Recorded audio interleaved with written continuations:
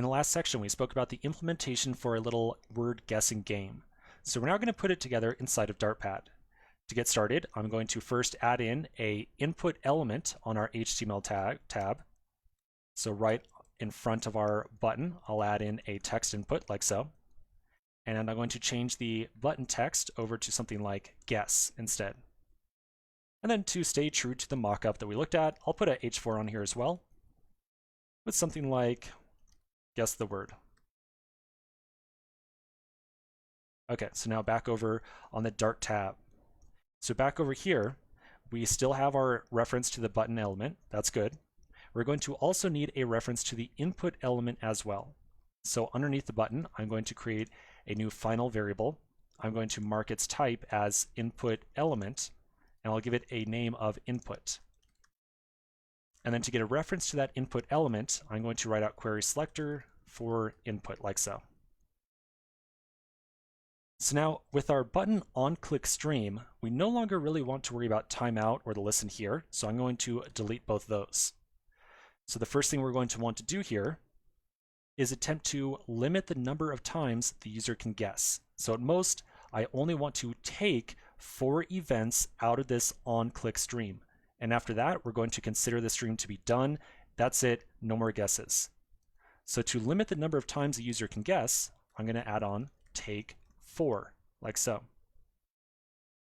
Next, we're going to look at that input and see if the value of the input is equal to the secret word. So I'm going to add on the .where function. This will be called with some event. Now, you and I don't care about this event argument right here. This event object right here represents the onClick, or the actual button click that the user did, but we're not really doing anything with the button click. We're just using this stream to trigger some code that we're going to run. So we don't really care about this event argument in this case. So inside the where function, we're going to look at the input, and then we're going to retrieve the value by writing .value. And then we'll check to see if that is equal to some secret word. And we'll make our secret word, how about just banana? So now, if any event or any data comes across our stream, we're going to look at the input. We're going to see if the value is equal to banana. If this right here is falsy, then this event that is coming across the stream is going to be thrown out, and we're just going to completely ignore it. But if the value is equal to banana, then we will allow the event to pass. So you can really think of where right here as being sort of like a gate of sorts.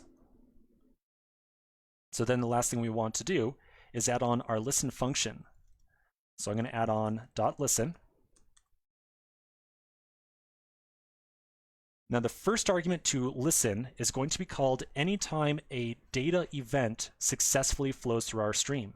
And so in our case, if something successfully flows through our stream to the end, that means that we've passed this restriction and this restriction. So that means that a user has successfully guessed the word. So I'm going to add in my function, and I'm going to print out, you got it, like so. However, if the user does not successfully guess in 4 tries, then the stream will be marked as done. So we can kind of hook into that by adding on an onDone function. And this will be called if the user guesses 4 times unsuccessfully and the stream gets marked as done. And so inside of here, we'll print out something like, nope, bad guesses. Okay, so let's try this out now. I'll click on run. Wait for it to load back up. There we go. So now I will first try to make the game fail. First off, you can see at the console we've got nothing over here right now. So I'm going to guess like blah, 2, 3, and then here's the last try. When I click on guess right here, that's going to use up my 4th try. So we're only taking the first 4 events out of the stream thanks to this take function. So when I click on guess, I'm going to see that little dot right here, which indicates that we've gotten some new console log. So I'll click on guess, I got the dot, and if I go over to my console, I see, nope, bad guesses. So in this case, we used up our first 4 tries. That caused our onDone function to be called, and that's it. We get no other tries. So I'm now going to run this thing again, and this time we'll try guessing the correct word. All right, so this time I'll do apple. Well, that's wrong. I'll do orange. Well, that's wrong.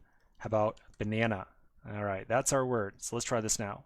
So I'll click guess, saw the little dot, and if I flip over, I see you got it. Okay, so just another little example of streams. Again, this is something where this might have been a little bit more easy than the timer game if we try to write this with normal code, but certainly with a stream, we got some pretty concise code going on here. You can kind of take a look at this and almost read it like English.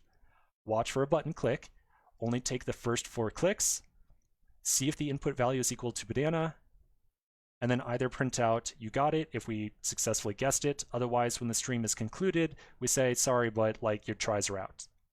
So again, streams definitely improve this, in my opinion at least. All right, so 1 or 2 more quick examples of streams, because trust me, when we start adding streams in on top of all the Flutter stuff, life is going to get pretty tough. So the more kind of prep we do right now around streams, the better off we're going to be. So quick break, and I'll see you in just a minute.